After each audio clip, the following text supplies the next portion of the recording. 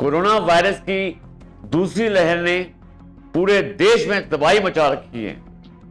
दूसरी लहर के साथ अब विशेषज्ञ तीसरी लहर की भी संभावना जता रहे हैं। हालांकि कुछ ऐसे विशेषज्ञों का कहना है कि इनटैंजिबल वे में, एक अंडरकवर वे में तीसरी लहर कहीं ना कहीं इस समय पेनिट्रेट कर चुकी है, लेकिन ये फिर भी अभी इसकी पुष्टिकरण होनी बाकी है। ऐसे में ये सवाल उठना लाजमी है कि क्या भारत किसी जैविक युद्ध का शिकार तो नहीं हुआ है, जिसने अचानक चिकित्सा तंत्र को ध्वस्त करने इतनी बड़ी तबाही मचा दी हो। चीन कोरोना वायरस के माध्यम से कई देशों के खिलाफ एक जैविक युद्ध लड़ रहा है। चीन के वैज्ञानिकों ने कोविड-19 महामारी से 5 साल पहले कथित तौर पर कोरोना वायरस को हथियार के तौर पर इस्तेमाल करने के बारे में जांच की थी और उन्होंने तीसरा विश्व युद्ध जैविक हथियार से लड़ने का पूर्वानुमान लगाया था, जिसे कहते हैं कि बायोलॉजिकल वॉरफेयर। चीन आज भी अपनी हरकतों से बाज नहीं आ रहा है।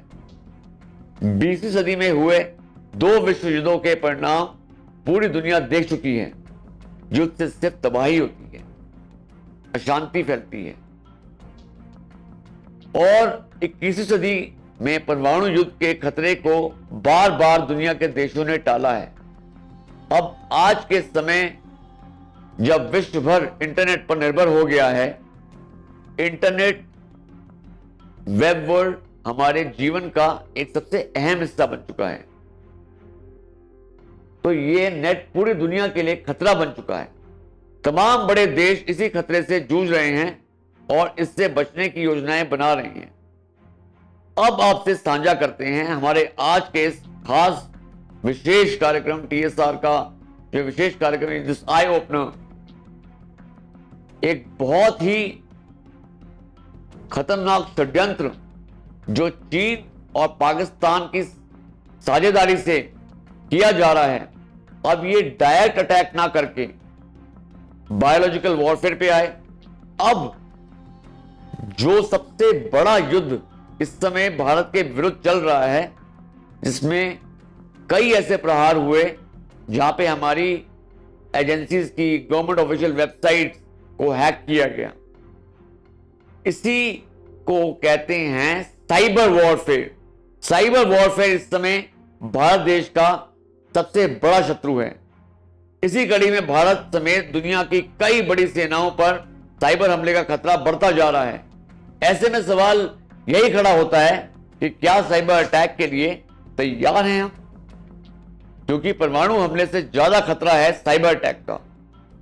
चीनी हैकर्स ने दूसरे देशों की कोरोना वैक्सीन बनाने वाली कंपनियों को निशाना बनाना भी शुरू कर दिया था।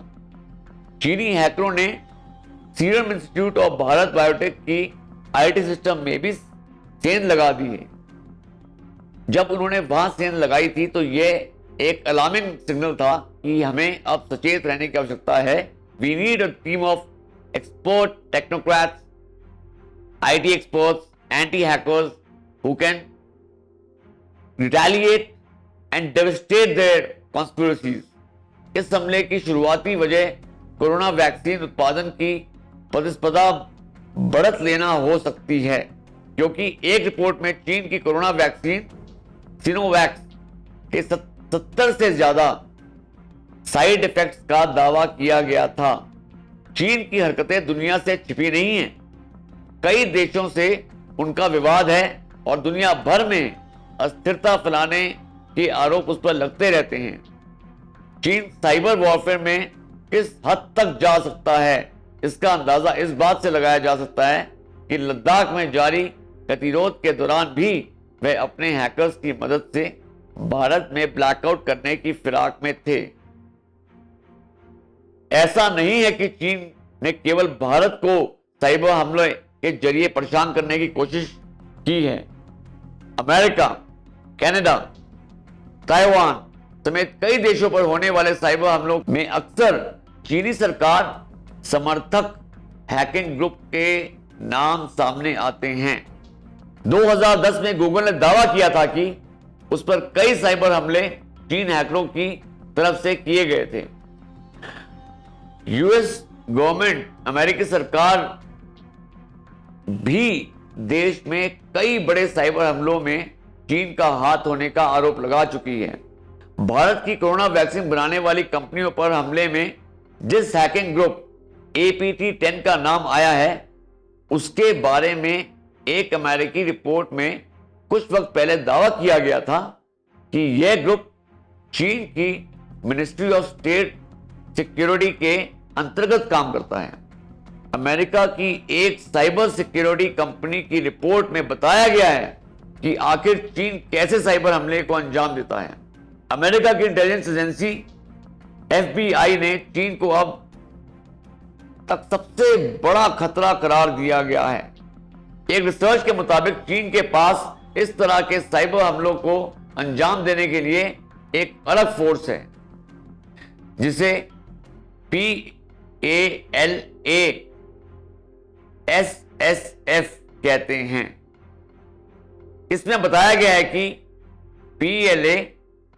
PALASSF मतलब people's liberation army strategic support force, जिसकी स्थापना वर्ष 2015 के दौरान चीनी सेना में बदलाव के समय की गई थी, बताते हैं कि SSF इस तरह के हमलों को अंजाम देने के लिए पूरी तरह सक्षम है, फुली कॉम्पिटेंट, और वह बहुत आगे की रणनीति ऑलरेडी बुन चुके हैं। सिक्योरिटी ट्रेल्स, टूल्स और एनालिटिक्स इंफॉर्मेशन सिस्टम का सहारा लेकर वो ऐसा करते हैं। इस फोर्स में कितने लोग शामिल हैं, हेड कौन है, इन सब की पुख्ता जानकारी बाहर नहीं आती है। अनुमान के मुताबिक इस फोर्स में शामिल लोगों की संख्या हजारों में है। अब हम आपको बताते हैं कि साइबर अटैक कैसे होता है। चीन मैलवेयर और ट्रोजन जैसे उपकरणों की मदद से साइबर हमले को अंजाम देता है। मैलवेयर को सॉफ्टवेयर है जो किसी सिस्टम की जानकारी या आंकड़े की चोरी के लिए बनाया जाता है। यह प्रोग्राम संवेदनशील आंकड़े चुराने, जिसे कहते हैं हमारी बहुत कॉन्फिडेंशियल सीक्रेट क्लासिफाइड इंफॉर्मेशन को चुराना, उसे डिलीट करना, सिस्टम के काम करने का तरीका बदल देना और सिस्टम पर काम करने वाले व्यक्ति पर नजर रखने जैसी एक्टिविटी करता है।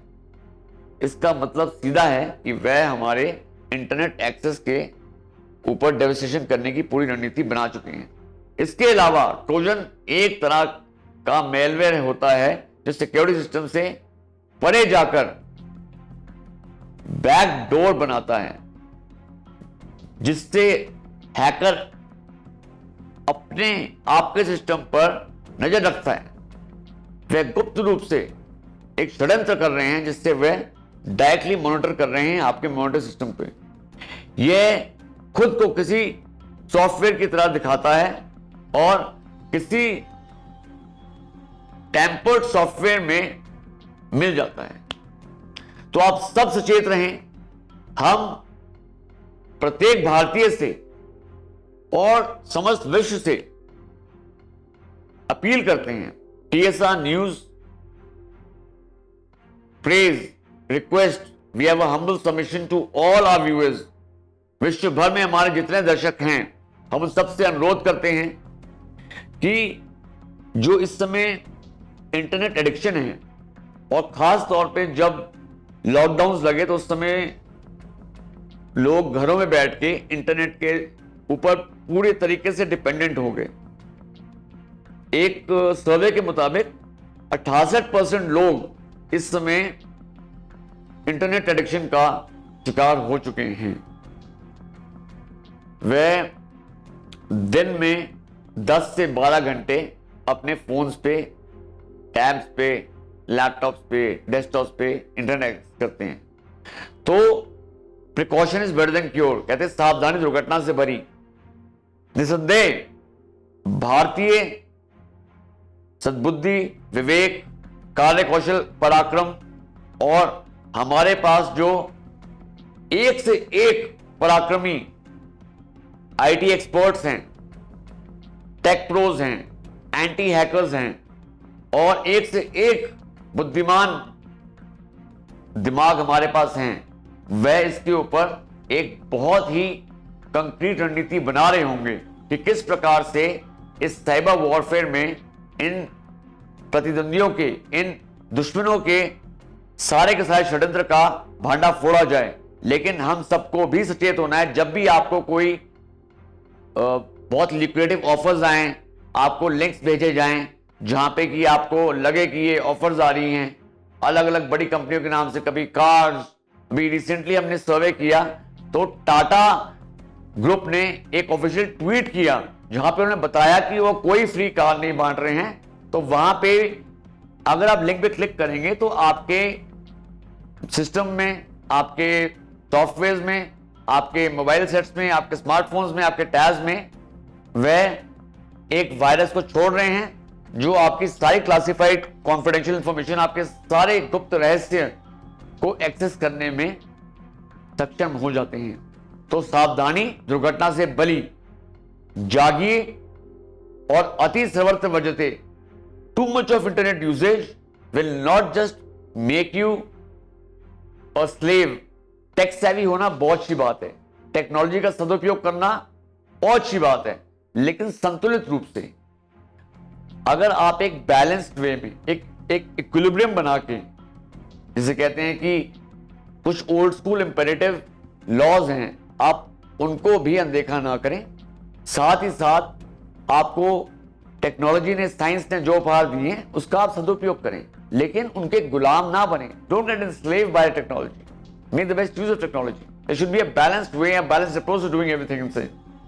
सो नाउ इट्स टाइम, आप जागें। This is awakening call for the entire human society, for all the Indians, for all our viewers जो कि बहुत एक्टिव इंटरनेट यूजर्स हैं, कि आप इस समय हमारी इस प्रार्थना को बहुत गंभीरता से लें और अपने मित्र, सज्जन, परिवार और अपने आसपास के आपके जितने भी सोशल आपकी जो लाइफ है उसमें आप जिनसे भी जुड़े हुए हैं उनको सचेत करें कि किसी भी प्रकार के प्रलोभन देने वाले ल्यूक्रेटिव ऑफर्स से बचें। किसी भी लिंक पे क्लिक करने से पहले कुछ कॉन्फिडेंशियल इंफॉर्मेशन मत शेयर करें, अपने बैंक अकाउंट की डिटेल मत शेयर करें, आप अपने पासवर्ड्स मत शेयर करें।